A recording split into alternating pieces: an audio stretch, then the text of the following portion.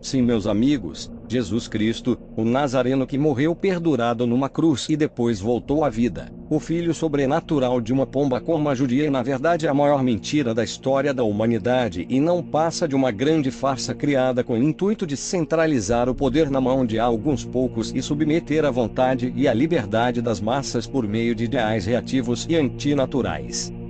É incrível como as pessoas têm dificuldade em enxergar os absurdos que lhes são contados. Hoje em dia, a mentira já foi tão difundida que milhares de livros foram escritos sobre o alicerce inexistente, centenas de ordens foram fundadas sobre a falsidade e multidões inteiras são iludidas e manipuladas.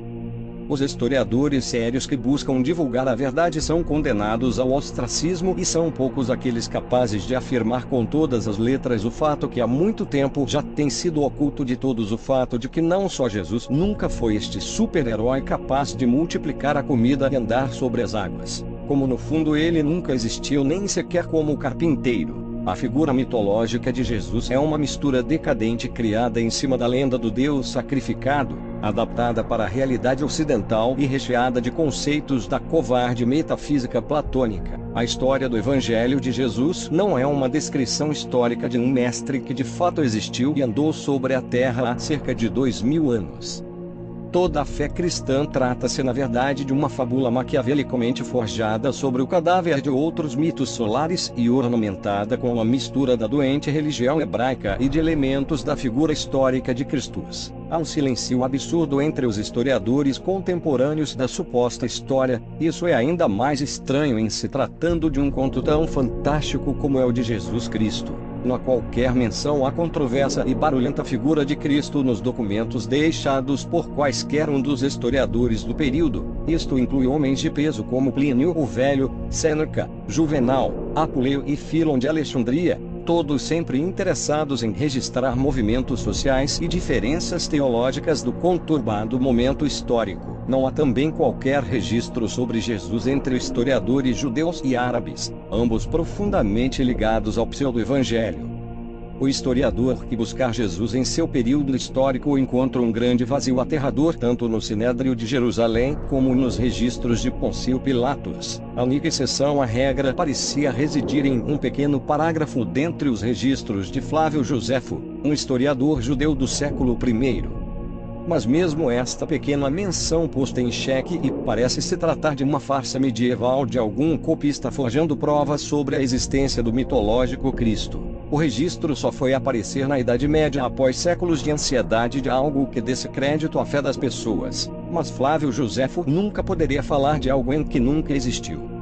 Essa edição dos textos do historiador judeu foi sugerida por Voltaire em seu dicionário filosófico e finalmente comprovada por Ayn Schelin por meio de sua crítica comparada em As Origens da Religião. Mesmo assim, sem quaisquer provas ou documentos históricos autênticos ou evidências arqueológicas, a existência de Jesus Cristo é ensinada nas escolas e de pai para filho como uma verdade incontestável. Mas o fato é que quando analisamos a questão livre de pré-julgamentos fica-nos mais do que claro que Jesus Cristo é somente uma entre tantas mitologias. E, sendo tão irreal como qualquer outro personagem de contos e narrativas, o carpinteiro de Nazaré deveria ser reconhecido como a ficção que realmente é, e tratado como tal. A narrativa de Jesus pode ser encontrada em muitas tradições mitológicas anteriores. Como uma concha de retalhos, a história de Jesus Cristo foi tecida por seus criadores que utilizaram as mais diversas fontes para criar a mentira que lhes era ideal. Buda, Zaratrusta, Osíris, Jao, Thor, Hércules, Zoar. Os nomes são muitos e todos eles antecedem muitos anos a fábula de Jesus. Se fôssemos expor todos os mitos solares usados, transcendêramos o escopo deste capítulo e de todo o livro para citar cada um deles. No entanto, citaremos dois dos casos mais evidentes, a saber Krishna e Mitra, deixando para a pesquisa individual, que não será difícil, a descoberta de outros fatores que contribuíram para esta insana mentira. O mito do Evangelho é uma cópia dramática da história do Krishna indiano. Podemos dizer que Krishna também nasceu de uma virgem, era Deus, homem e pastor, era a segunda pessoa da Trindade, realizava milagres e prodígios e morreu pendurado em uma árvore para então subir aos céus. Acontece que o mito de Krishna data de no mínimo 4.000 anos antes do de Cristo. Então por que dar mais crédito a uma edição do que para a fábula original? Caso ainda mais semelhante é o de Mitras, o deus Sol da Pérsia.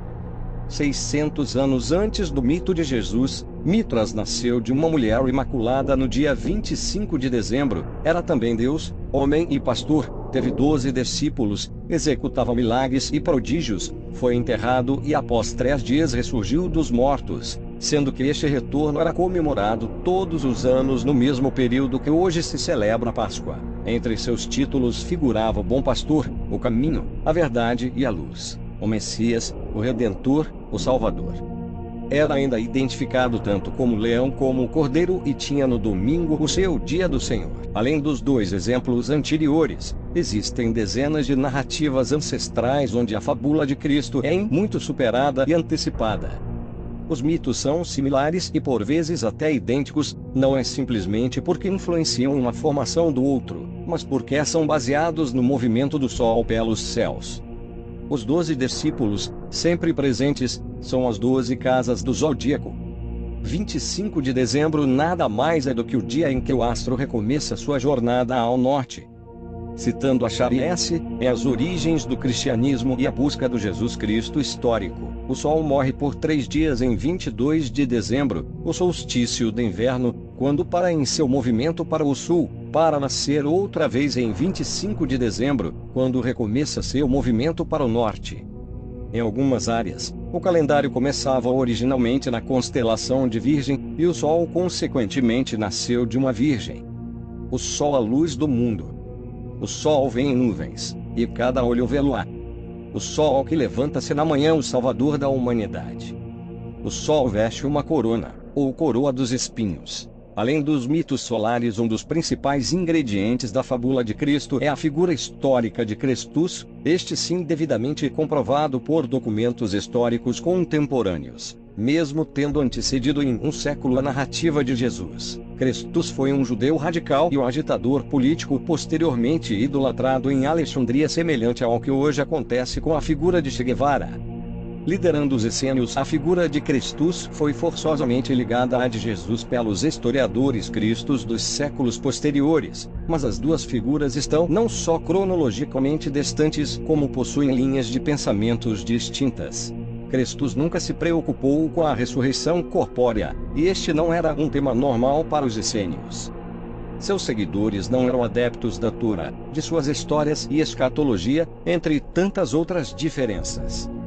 Como visto, são muitas as fontes que deram origem a esta grande farsa que já muito se perpetua. O primeiro evangelho só foi escrito praticamente 60 anos após a data em que a história teria se desenrolado. E a Bíblia só foi compilada no século IV depois de Cristo, por São Jerônimo, que a traduziu do hebraico e do grego para o latim, ficando conhecida como Editio Vulgata, edição popular. Apenas no século VIII foi aceita como por Carlos Magno como o texto oficial e completo da Bíblia, impressa pela primeira vez em latim no ano de 1455. Deve-se ainda ter em mente que em todos estes anos os perpetradores da mentira promoveram a ignorância e o analfabetismo de modo que, por séculos e séculos, seus documentos poderiam ser livremente editados e corrigidos sem quaisquer críticas. Poucos foram os que questionaram seus ensinamentos. Somente poucos pagãos eruditos e sacerdotes dissidentes lançavam uma luz em toda esta falsidade. Foi Tertuliano, bispo do Cartago, que admitiu em suas cartas as origens da narrativa de Jesus Cristo ao dizer: vocês dizem que nos adoramos o sol, mas também exatamente isso que vocês fazem. A falsificação de seus textos sagrados foi uma prática bem comum durante os primeiros séculos da Igreja, e as provas são as diferentes versões de um mesmo documento que podem ser encontradas adulteradas dependendo dos interesses da época. Certos grandes nomes sacerdotais foram inclusive acusados por seus próprios pares de serem descarados mentirosos que escreviam a toda necessidade seus próprios mitos sobre o que Jesus teria dito e feito em seu período na Terra. No entanto, as maiores invenções e mentiras ocorreram após o Concílio de Calcedônia em 451, quando Papa Leão I, o Magno, decidido a dar fim à confusão de versos que desnorteava a religião católica, resolveu que os vários líderes das faces religiosas deveriam se unir para criar uma versão oficial da mentira. Foi nesta época que o Papa propôs um líder que fosse de grande projeção, que pudesse centralizar os diversos contos e narrativas em uma única figura.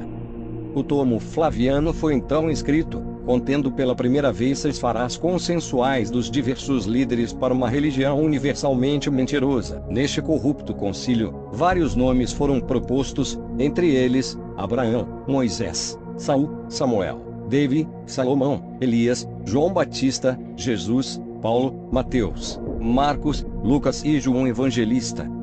O consenso indicou o nome de Jesus, por ser este o líder mortal como ensinado pela maioria.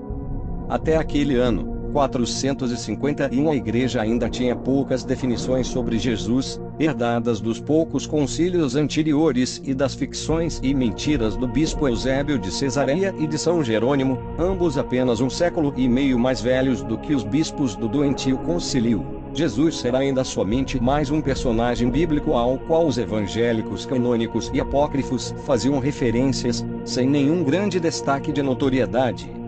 Não existiam nos evangelhos os episódios de curas e milagres nem sugestões de que Jesus era o Filho de Deus, ou o próprio Deus.